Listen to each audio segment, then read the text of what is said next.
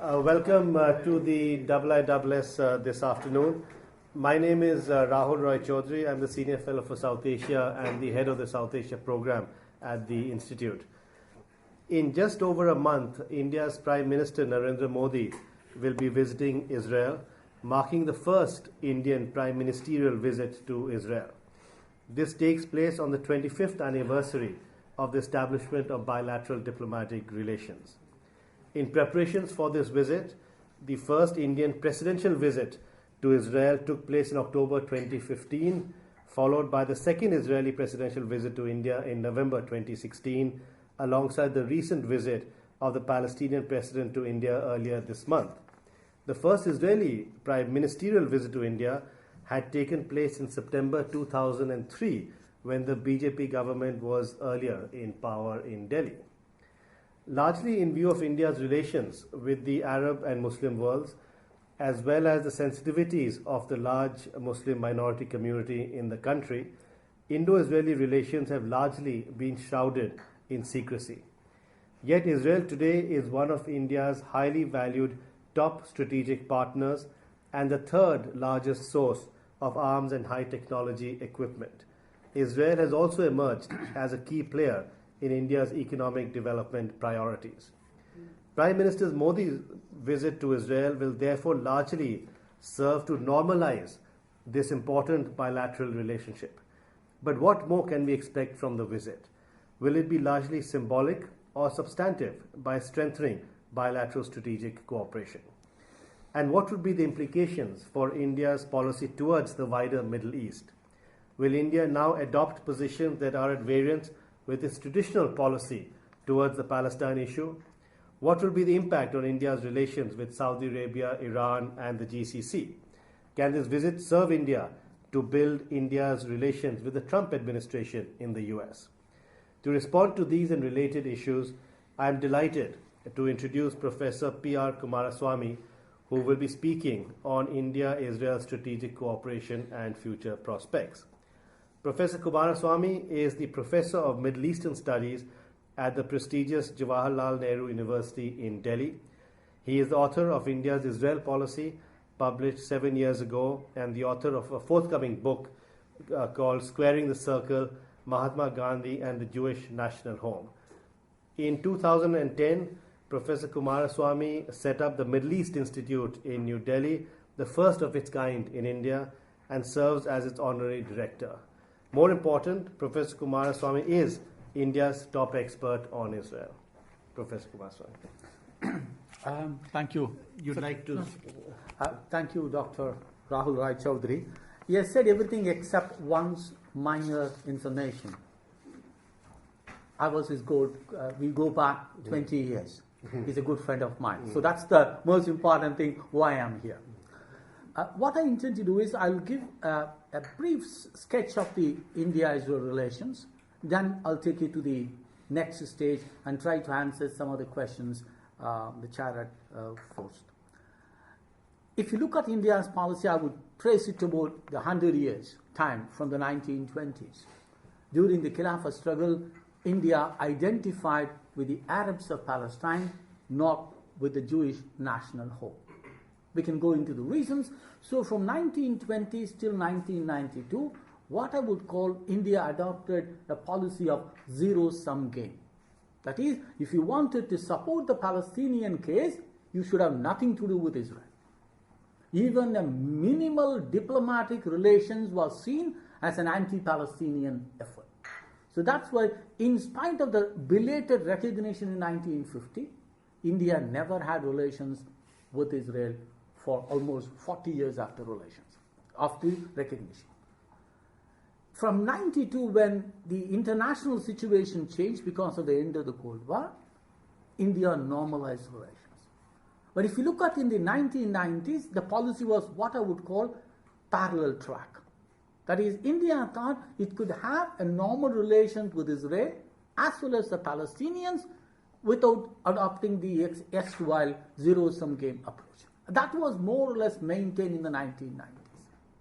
And that's why any major engagement with Israel was accompanied by a high-profile statement on Palestine or a meeting or a visit by President Yasser Arafat. That is how India dealt in the 1990s. A significant shift took place after the UPA government came to power in 2004. And for the first time, India delinked the bilateral relations from the multilaterals. If you are familiar with the Palestinian story, in the wake of the White Paper of 1939, the Zionists came out with a policy. That is, we will fight the White Paper as if there is no war, and we will fight the war as if there is no White Paper. That is, they were able to de-link the British policy in Palestine from the British policy in Europe, that is, fighting Hitler. And more or less, India followed the same thing from 2004. That is, a bilateral relation was de-linked from the multilaterals. India continued to maintain its position on all the key issues of the multilateral. Question of settlements, border, Jerusalem, Palestinian state, all of them, India maintained its position in support of the Palestinians. But the only difference was it did not allow that issue to affect the bilateral relationship. That is why even while criticizing Israel on the settlement policy, you could launch an Israeli satellite. So India was able to do in that balancing act. This is how the third phase was there. The fourth phase more or less begins with Prime Minister Narendra Modi. And it took quite a while to figure out the contours of the policies. Because India did not issue any major policy statement vis-a-vis Israel. They continued the same traditional policy of the Congress party and the historical positions. But you could see a very gradual change. India was responding to the Middle Eastern reality. Palestine question is not the number one priority in the Middle East. The countries which supported the Palestinian question, they are actually fighting for their internal cohesion and state survival. Syria, Iraq, and Egypt. Palestinian question is important to them, but it is not the priority. Because for the Syrian regime, the existence of Syria as a state is far more important than a Palestinian state and the political rights. The same applies to Egypt, the same applies to Iraq. If you look at all the radical states which supported the Palestinian cause as the dominant foreign policy discourse from the 1970s, they are busy elsewhere. And even Iran, it talks about Palestinian cause only when it had problem with the United States. If you look at during the nuclear negotiations, Palestinian question was not on the table. So, while the Palestinian question is important, the legitimacy of the rights and everything is there, it is no longer the dominant political discourse in the Middle East. That is, an Arab country will not determine the friendliness of a third party only through the Palestinian prism. That was the case before, it is no longer the case. It took India at least a couple of years to recognize the ground realities. And if you look at it, from 2014, after he became Prime Minister, Narendra Modi dealt with all the countries in the region. And a number of Indian observers said Israel will be one of the first countries he will be visiting. And actually Israel is the last country he is going to go in the region. He has dealt and engaged with all the other leaders. His first visit was to UAE, then to Saudi Arabia, then to Iran, and to Qatar. And in between he went to Turkey for the G20 meeting. He hosted President Sisi twice. First for the African summit, and then for a state visit. And he has invited Qatari Omani foreign minister, was the first foreign leader to meet Modi, a day after his inauguration. So he dealt with all the countries. The Indian foreign minister has met every foreign ministers of the region. Wherever there is a crisis or a tension like Libya, Iraq, and Syria, Minister of State, and Lebanon, Minister of State Akbar went. In the case of Yemen, another Deputy Minister, General Singh went, VK Singh went to Yemen. So in other words, India dealt with all the countries in the region, and in between the President went to Israel, Palestine, and Jordan, and the Vice President went to Morocco and Tunisia and Algeria. In other words, you had visits to all the countries. The only country where there is no major visit was Israel. But even that was taken care of by the presidential visit, as the chair mentioned, one by Pranab Mukherjee in 2015 and by Reuven Rivlin last year. So Israel actually come as a last place. The more or less, he has taken care of all the Arab countries and their potential opposition. The last stumbling block was President Abbas. And he hosted Abbas in Delhi earlier this month. And therefore, the only place he had to go is Israel. So more or less, he has prepared the necessary diplomatic ground for a visit. And if you look at it, there is an interesting picture. The first place Prime Minister Modi went in Abu Dhabi was a white mosque. He is yet to visit any mosque in Delhi after becoming Prime Minister.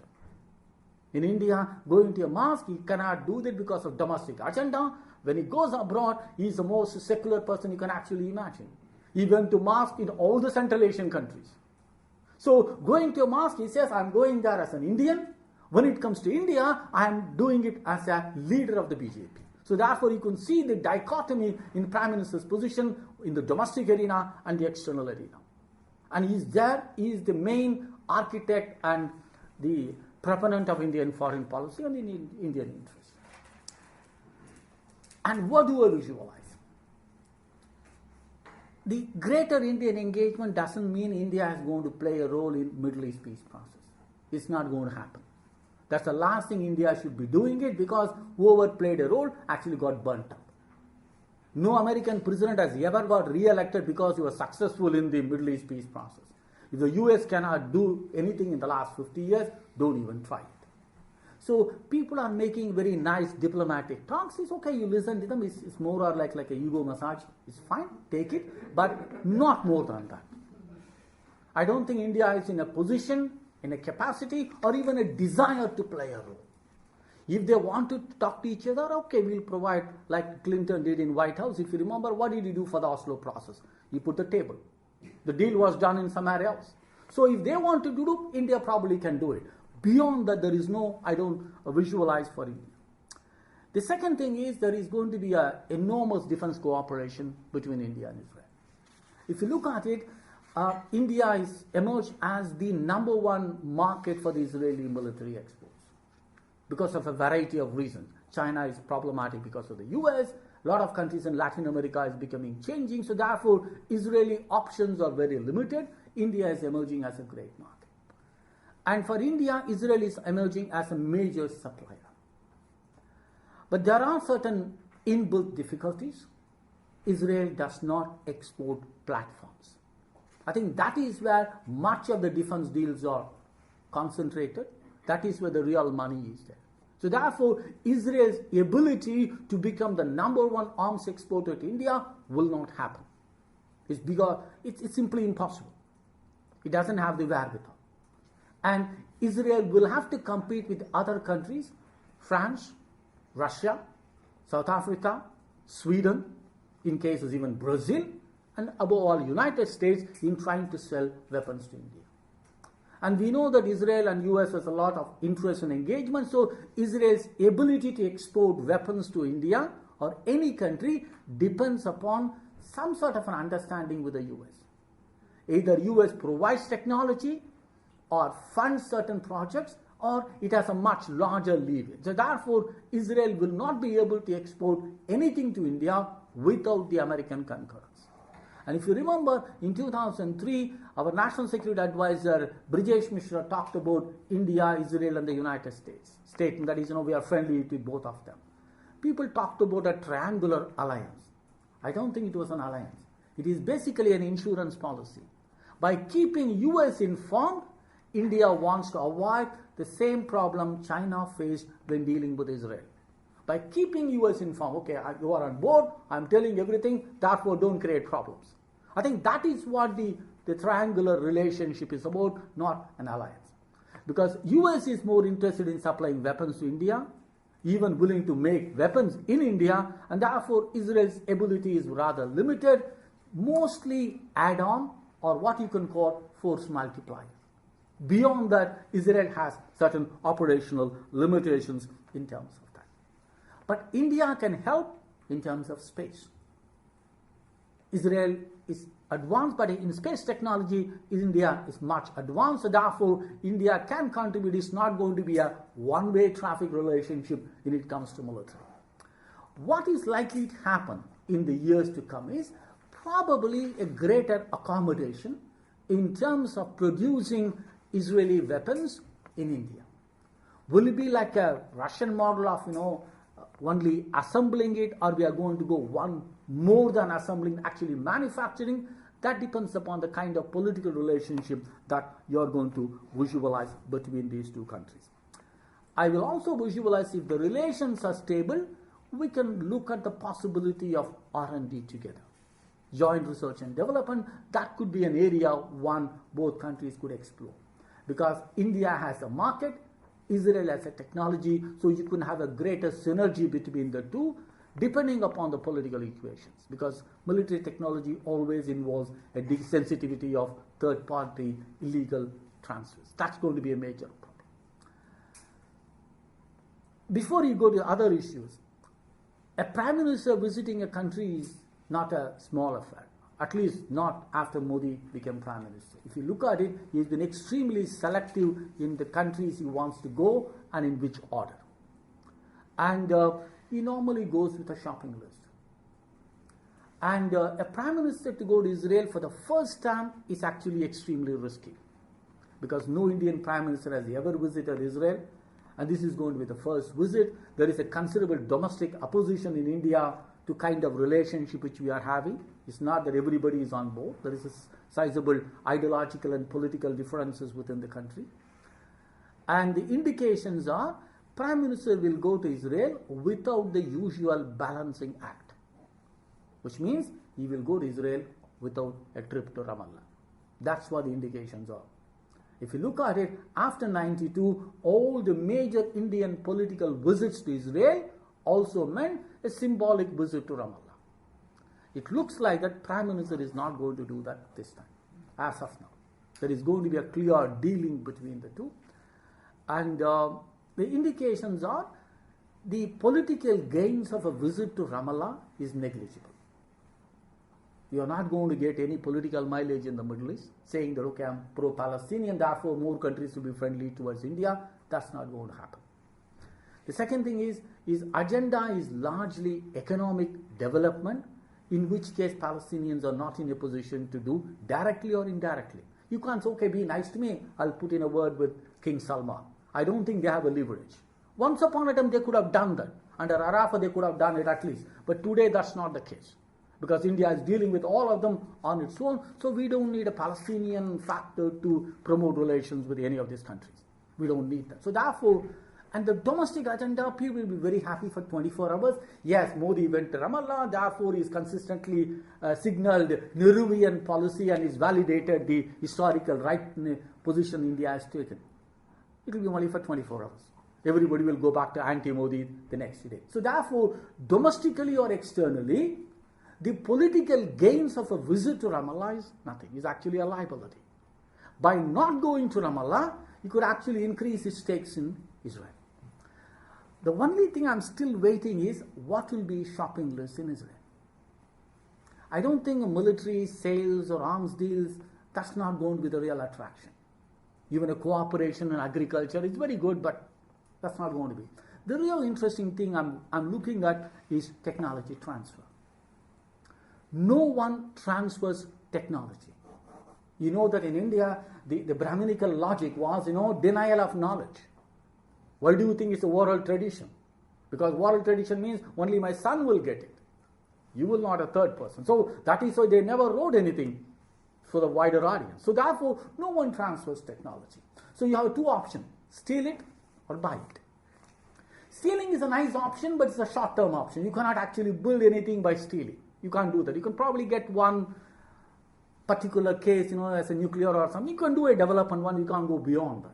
You can't build the whole infrastructure by stealing. So the only way is to buy. What I'm waiting for it, whether the Indian companies, both public sector and private sector, how much they are going to invest in Israeli high-tech industry. It's not just military. I'm looking at a whole range of industry, desalination, recycling, water management, all of them.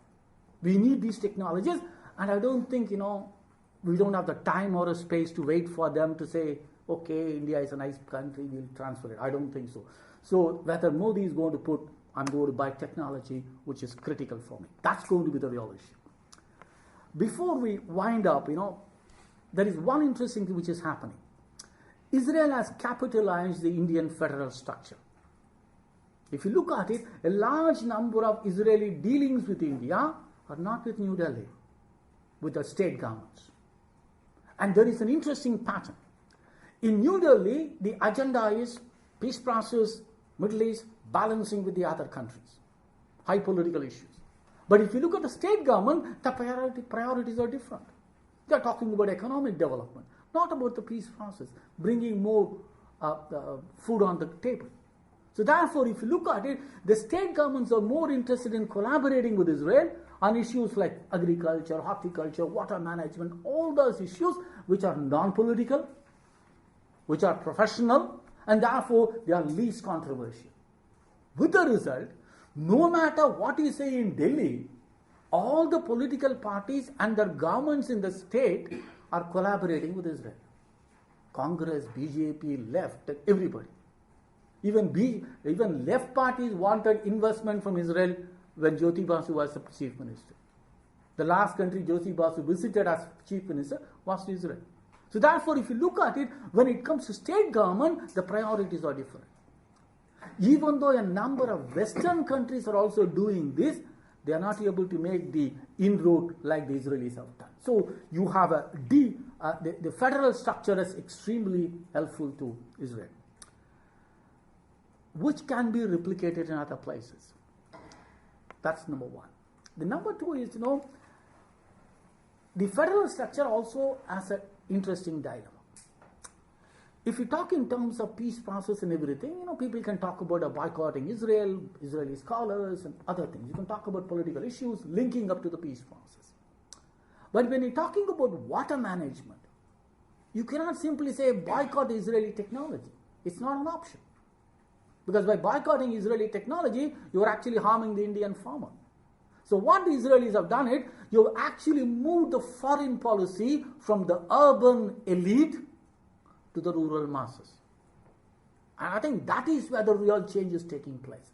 So if I use the word strategic relationship, it is not all the other things I said, missiles and everything, they are important. That is not strategic. The strategic dimension of Israeli-India relation is moving the focus from the urban centers to the rural poor by talking about agriculture, water management, fisheries, and these kind of issues. And with the result, you are actually building up a support base for Israel, which is more sustainable in the long run. Because people in Delhi can suddenly change. There is a violence and the balance and all of them. Everybody will simply shift. All the old 70 years argument will come back. By moving to the rural India, you are actually creating a support base for Israel. By having a friendly relationship with Israel, I can produce more. I can make more money. And I think that is what the real strategic shift is taking place. I think I will stop at this point of time. I'm more able to answer any questions and comments.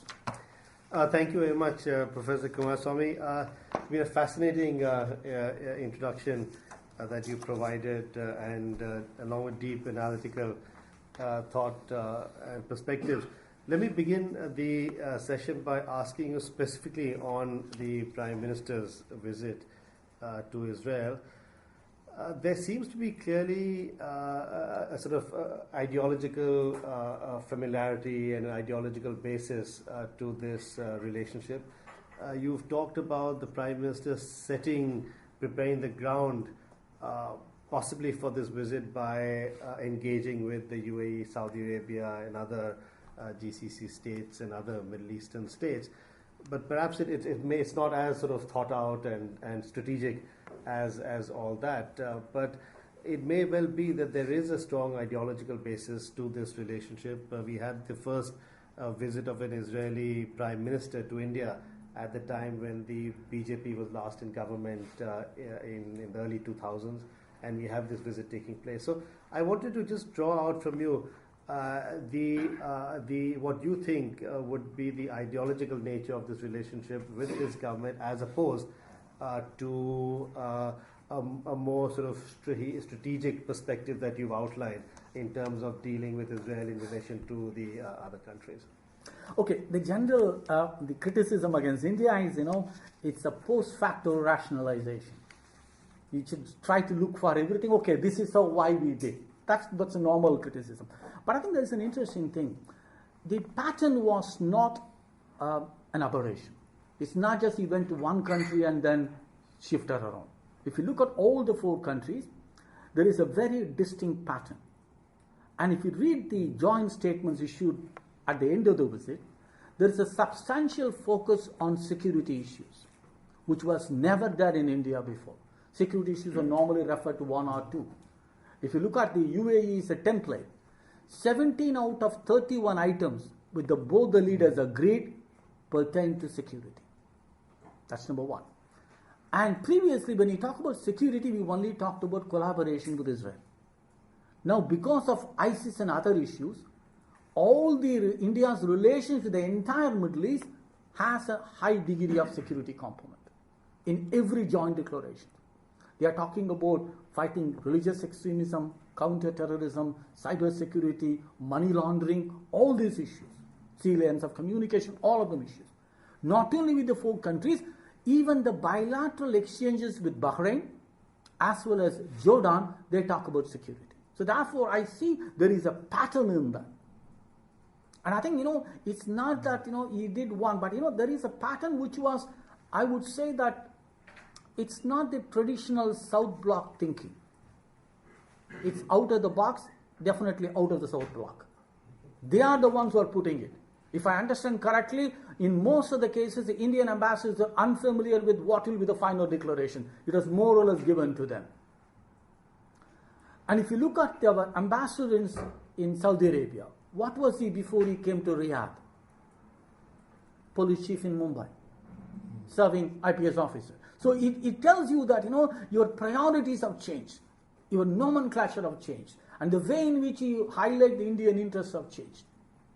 Previously, people talked about they did not even mention the Indian expatriate in the joint communications. The Prime Minister goes and meets everywhere.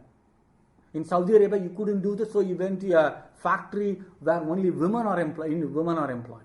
So he is able to use the expatriate as a force, as a bridge with the host country and India. And I think that is where these are all, significant changes on the ground. On the ideology, yes. In 2003, there is a lot of criticism that, the Hindutva element was a dominant factor. The BJP in India and the Likud in Israel were almost ideological twins, and that is why the collaboration was. And I think that can be accused even today. If Modi chose Israel as the first country, everybody would have jumped. And now people are asking for the last 1 year why he did not go. That was the question. It is not that when is he going. If you look at it, people are actually asking what is the reason. And actually our foreign minister said in 2015, at the end of in May, in this year Prime Minister will go. He didn't. So it became actually a problem that why, what happened? Is there any tension with Israel and why he is not going? So in other words, Hindutva was a bone of criticism in 2003 when Ariel Sharon came. And Ariel Sharon being a controversial figure even in Israel. And if you look at in 2003, not many Western countries were willing to host him. And Belgium actually talked about trying him for a war crime. So therefore, that was the climate. He actually went to about 5 countries before he came to India. So at that time, yes, inviting Ariel Sharon was seen as an ideological convergence. But today, I wouldn't see that anybody would say that. Thank you. There are 2 or 3 people. Oh, just one small thing. If you look at the 10 years of UPA, the political engagement between India and the Middle East was very minimal. Because the two foreign ministers we had were tied down domestically. Both Pranab Mukherjee and Salman Khurji were actually doing coalition firefighting rather than focusing on the foreign policy issues. The only exception was S.M. Krishna, but he didn't survive pretty long time. And for the Middle East was actually left to our junior minister, E. Ahmed. And for him, the constituency was Kerala and the Muslim League. So his agenda was very limited. As a junior minister, he could not meet most of the senior leaders in the Middle East. And if you look at it, that's not the case today. Thank you. Let me, I have Jonathan Paris, if you could identify yourself for the benefit of others. An old friend of Roy. I'm an author of two Legatum Institute monographs, one Prospects for Iran, and the other Prospects for Pakistan, although they're a bit dated. My questions are on the geopolitical, but not on the MEPP, not on the Middle East Peace Process. I agree with you, that was yesterday's priority. Today's priority for Israel is Iran. The other priority for Israel is China. So my two questions are, one, could you ever imagine if Modi and Bibi get along, that Modi could use his good offices to talk with the Iranians and say, you know, life would be a lot easier for you guys if you didn't always start this rubbish about eliminating Israel. You know, Israel is a natural ally of Iran historically, but the Revolutionary Guard and their government think differently. Is there any role in the future for India to play, because I can't think of any other country that has relations with both Iran and Israel that could do it, not Russia.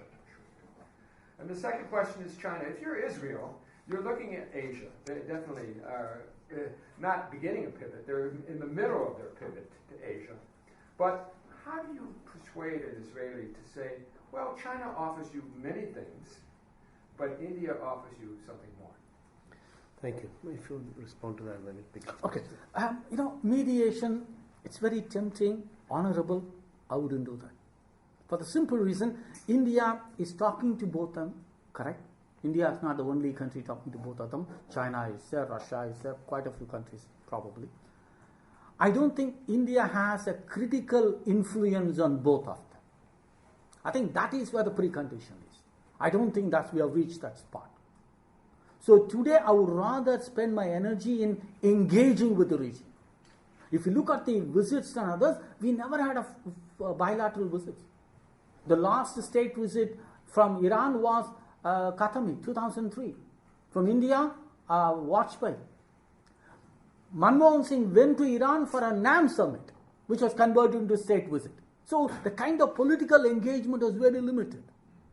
Ahmadinejad made a stopover on the way from Sri Lanka, but that's not a state visit. So we don't have the political. So I wouldn't, until I have a critical influence, I wouldn't even try that.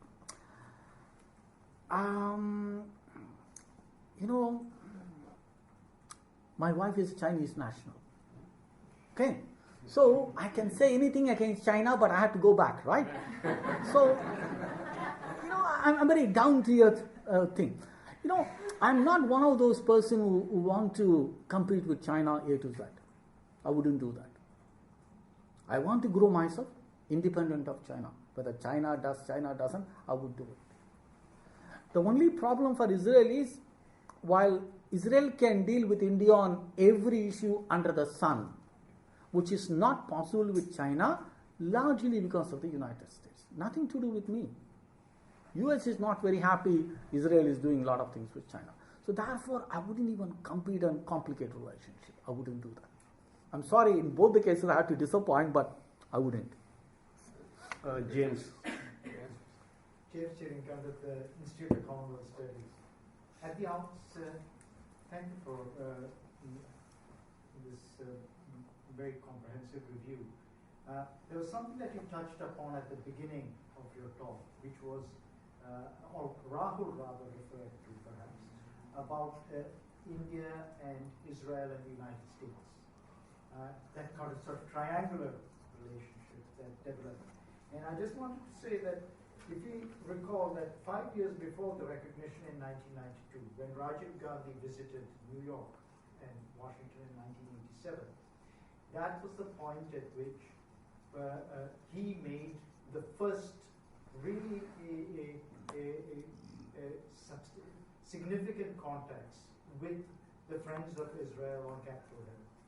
And ever since then, there has been a substantial overlap, at least in membership, between the pro-Israel lobby and the pro-India lobby in Congress. And that is not accidental. And Stephen Solarz, for instance, back then was an important figure in developing India's relations. Now, what I want to ask you is whether we could say something about that.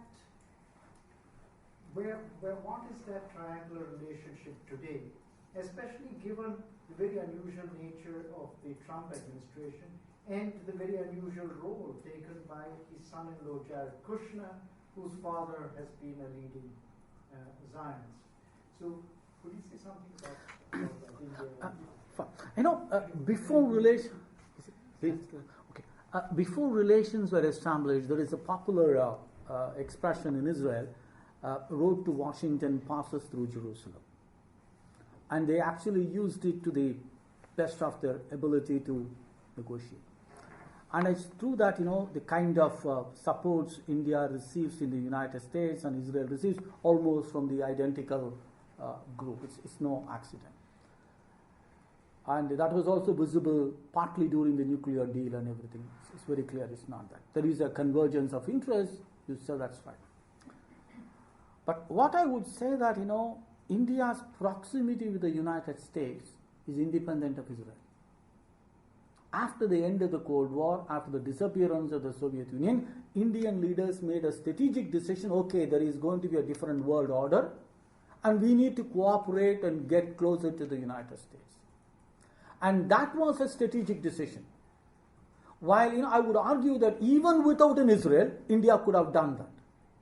So, while Israel was important in the pre-92, pre-normalization phase, in the role in promoting the Indo-US relationship after 92 is much smaller than before.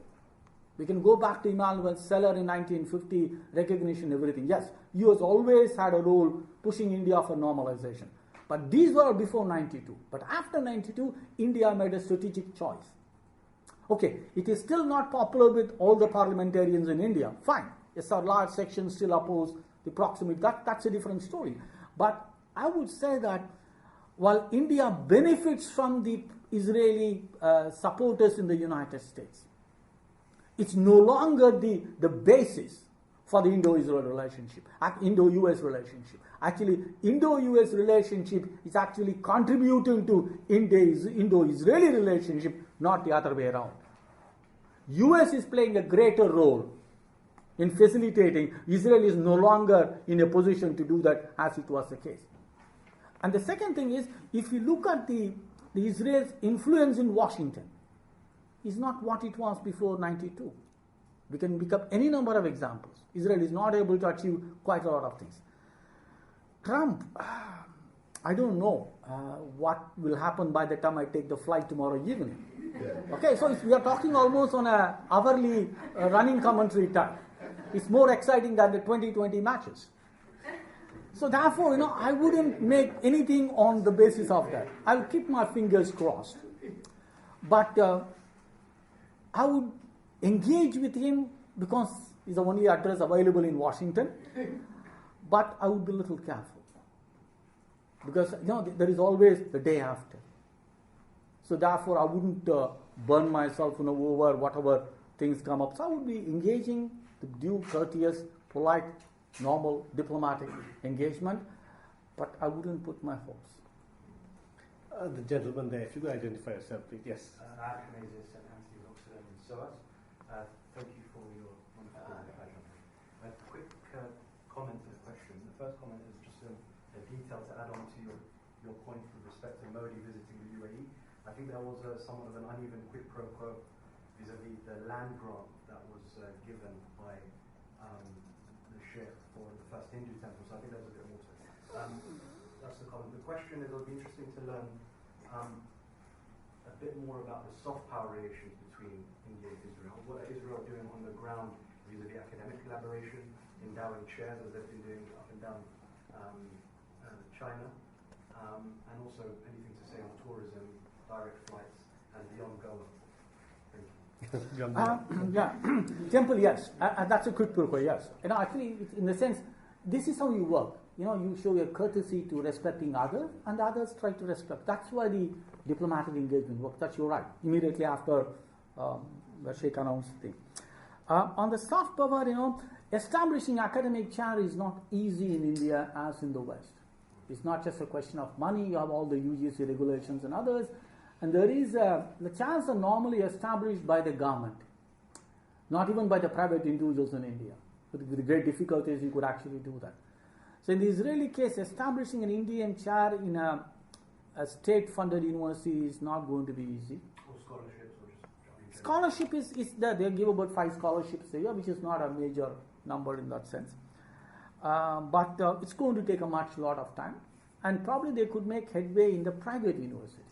That's why the Israeli focus will be more on the private sector, not on the state one.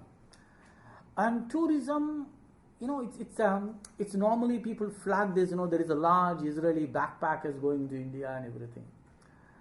About 10 years ago, I did some survey, and then at that time, the number of Israeli tourists annually was 2 million. The number of Israelis going to India was 20,000, 1%. So therefore, I don't think any major changes happen in that. So when you talk about 40,000 is fine, but 40,000 out of how many? So therefore, this is one. And the second thing is, backpackers don't actually contribute to your economy. Okay, let's be very honest. It's very nice to have in India, fine, but financially terms, you are on a shoestring budget, you don't actually contribute to money. So in that sense, you can actually expose them to Indian culture and diversity. In financial terms, I would prefer a 5-star tourist. Antoine Levesque, double Research Associate of South Asia. Thank you, Rahul. Antoine Levesque. My question relates to the military dimension. Could you perhaps tell us a little bit more about how important Israel is to India's plans for overseas weapons procurement, and particularly is in your view is Israel essential to India's efforts to develop missile defense technology?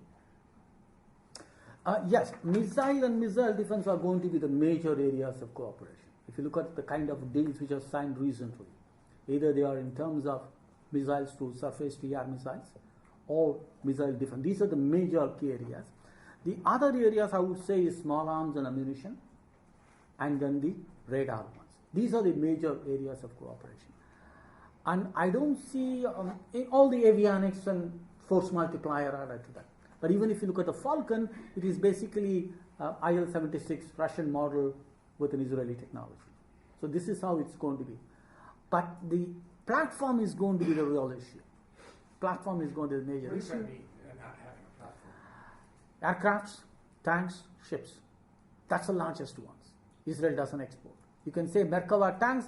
To the best of my knowledge, I don't think Israel is offering any to sell Merkava tanks, the latest versions, which has all the security implications. You need to have aircrafts. Israel doesn't export. Probably Israel can supply some of the technology developed for Lavi for any of the other things. So it's only radar, avionics, and add-on and missile system, not the platforms.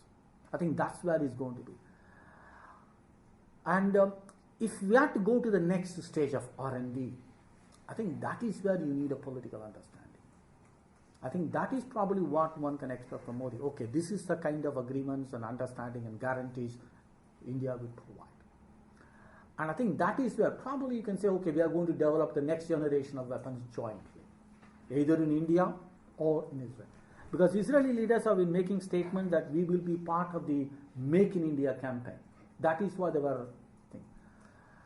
But how far they are willing to do it? Because, if you look at Sweden is ready to sell the make the whole thing, okay, you can manufacture the aircrafts in India.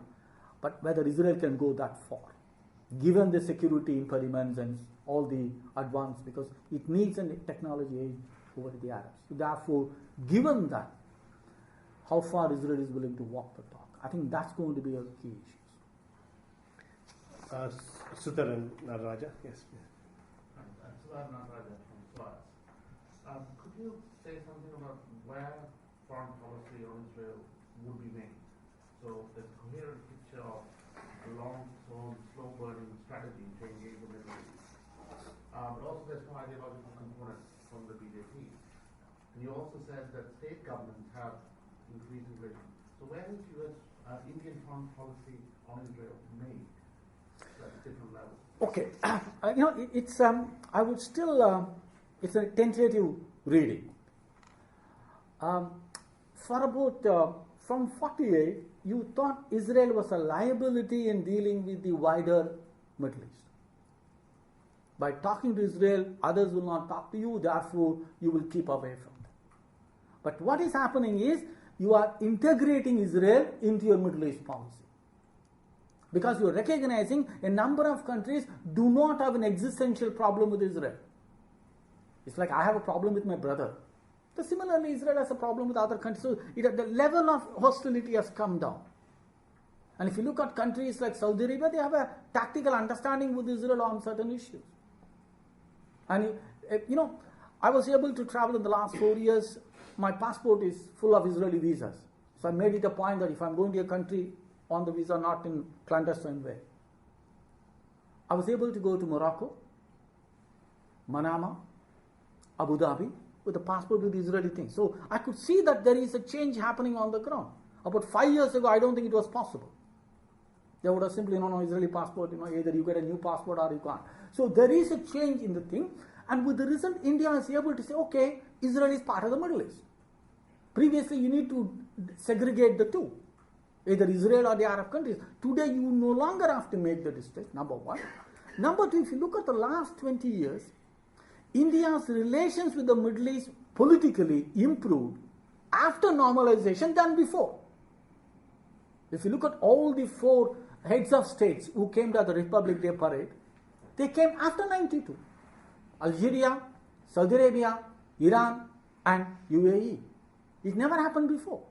So the kind of political visit, that's the case. And I think that is what I would look at it. Israel is now part of the Middle East in the Indian context. By engaging with Israel, you can actually make India more visible and attractive to the Arabs. You are not the only guy. If you want my support, you have to quote it.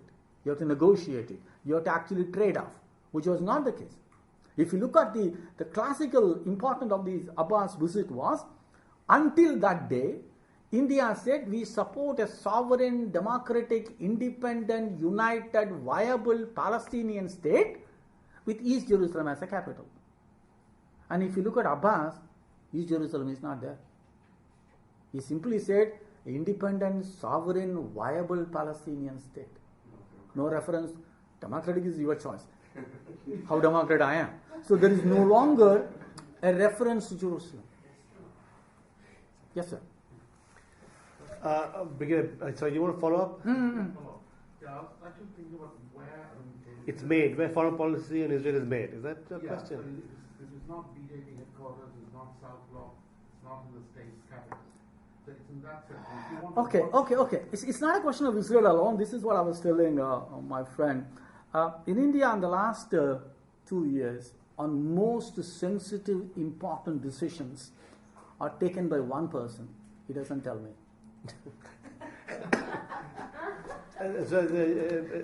Professor Kumaraswamy is talking of a Prime Ministerial led Exactly. foreign policy. It is led by him.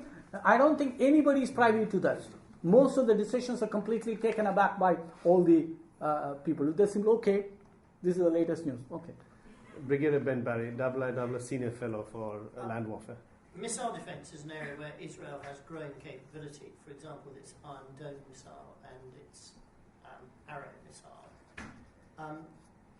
Don't you think that this collaboration would be regarded with great suspicion in Islamabad and Beijing and seen as introducing a destabilising element to the strategic balance in Asia as a whole? Arrow has been talked about for quite some time. And India is not the only country. A few other countries have also expressed interest in Arrow. Iron Dome, I think, is much narrower in terms of its range. I don't know, even Israel needs the dozens of Iron Domes for its defense. How many? I would need thousands of them, literally. So I don't think Iron Dome would be in that context. Arrow, yes.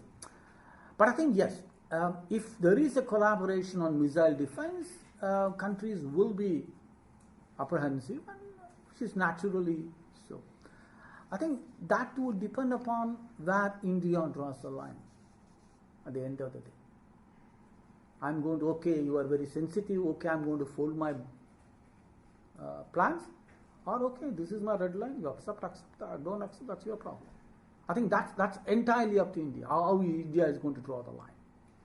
Earlier time, okay, consensus and everything, non-action has become the common Indian refrain. Okay, everybody is, no, don't do anything. But if you look at last 2 years, whatever he did, most of the things from demonetization, everything is simply extremely controversial. And he simply said, this is what I want to do. So I would rather be vilified by acting rather than not acting. That has been Modi's strategy. You criticize me, even otherwise you're going to criticize me. Let me rather do it and get criticized. So probably, that entirely depends upon how India draws the line.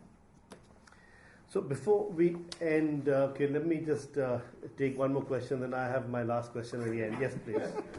Benjamin Wilson, Pericles Foundation. I just got back from Israel this weekend and did a nice big round with some policymakers and business types. Very enthusiastic. They're very enthusiastic about the relations with India, growing about 20 to 30%, also with China, also with African countries, and it's deepening very well. I have a question about maybe India's role in the region and the upcoming visit, because relations with the Gulf states and Saudi Arabia have been developing in a positive way, but under the radar in the last few years, because of the common interest posed with the threat from Iran, also the usefulness of Israeli technology. They have their sensitivities, they of course have their populations and so on, and they prefer to keep this under the radar. Does India have a role in this? And will Prime Minister Modi's visit... Role in what sense? With the Gulf? The positive relations between Israel and the Gulf states. And is that going to be a factor or something to be discussed in the context of this visit? Most probably Netanyahu will mention it. Yeah. Okay? But I don't think, if I am advising Modi, I say, okay, listen, thank you very much. Because why would I burn my fingers with unnecessary issues? Sure. Okay? If I don't have a good relation with the Gulf regions, fine. I have a good relations with the Gulf countries on a one-to-one basis without any third-party intervention. So why would I complicate the relationship? Okay, it's not my problem. So I wouldn't get into this. It's very nice, India wanted to play a mediator role, it's fine. That's it. I wouldn't do anything, because the moment I overreach beyond my capacity, I only complicate my relationship. I would rather not do it. India today, in per capita power parity, 4th largest economy. When I am the 3rd or the 2nd, let's talk, not before that.